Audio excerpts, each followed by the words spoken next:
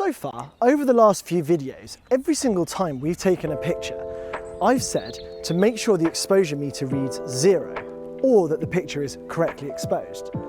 The thing is, when we take photographs, sometimes we actually want to over or underexpose the shot. And that's because over or underexposing can give the shot a slightly different look.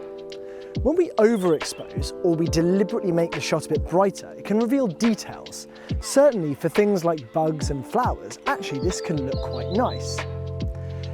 Sometimes we want to underexpose. That means making the picture a little bit darker.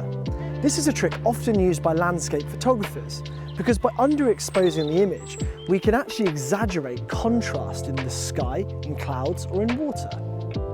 So what I want you to do before we get started, turn the camera on, set your shutter speed to 200 and your aperture to 8, just so make sure we're back in the right starting point. Now, I'd like to line up a shot. I'm going to use this lake out here behind me. Now remember the process.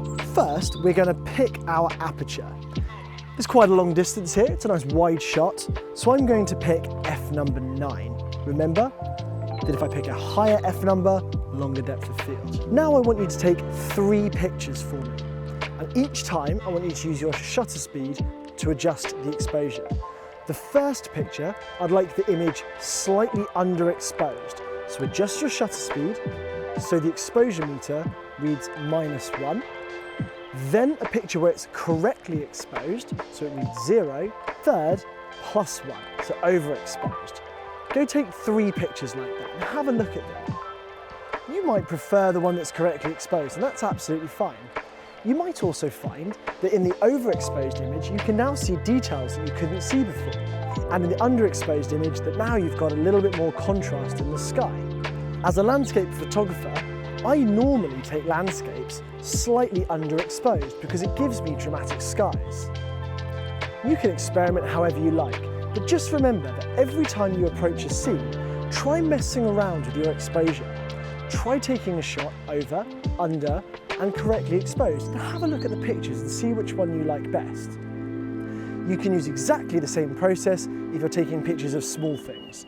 Example, I always use flowers and bugs. Okay, now we're going to come on to the exercise for this lesson. I'd like you to, once again, go for a little walk. While you're on your walk, I'd like you to have a look for various different things that you'd like to try photographing. It could be small things, like flowers, or large landscape scenes, like the lake behind me. Now we're going to start to use this workflow.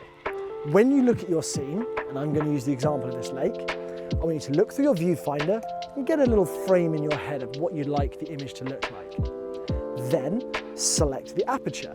Remember, for large things, like landscapes, we're going to use an aperture between 7 and 11.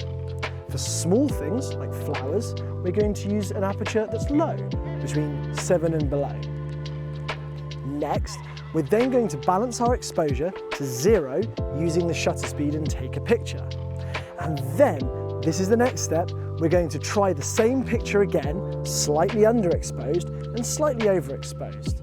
And every single time, just have a look at the pictures you take and think to yourself, does that look better? Does it look worse? What do I like or dislike about it? There's no right or wrong answer, but you may start to find that over time, you develop a preference for a certain look.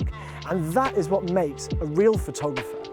Being able to take a picture, look at it and think, I'd like that picture slightly brighter or darker, and use manual mode to get the image that they see in their head.